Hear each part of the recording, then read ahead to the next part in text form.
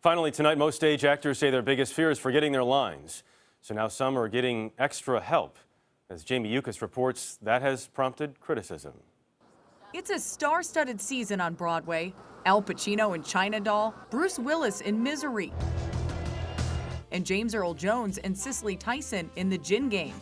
But while those actors draw big lines at the box office, some of them are having trouble remembering their lines. Each has reportedly used teleprompters or an earpiece so someone off stage can cue them. The reviews are not great. In fact, Al Pacino's China Doll may be the worst reviewed play of the season.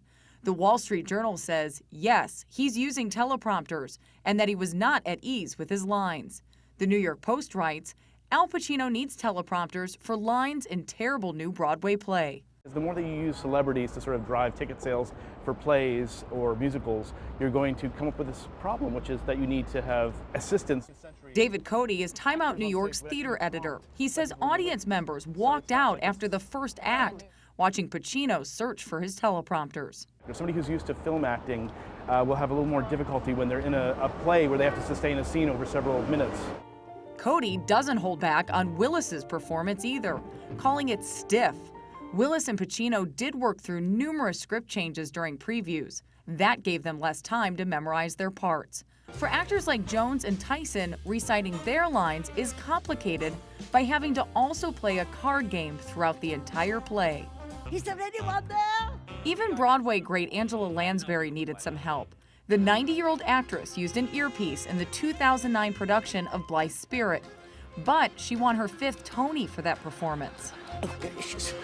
As you get older, it gets worse. It gets more difficult. Mark Wayne Davey chairs the graduate acting program at NYU.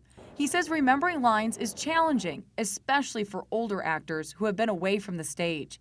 Earpieces can be a solution.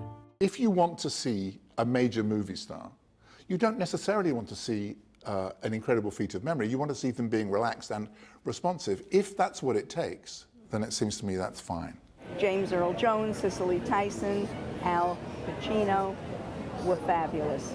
New Yorker Cheryl Rubin is a big theater fan. She says she didn't even notice any of the actors getting prompted. Theatergoers are not getting ripped off. They're seeing great acting by great actors. Great actors doing whatever it takes to keep their names on Broadway. Jamie Yuccas, CBS News, New York.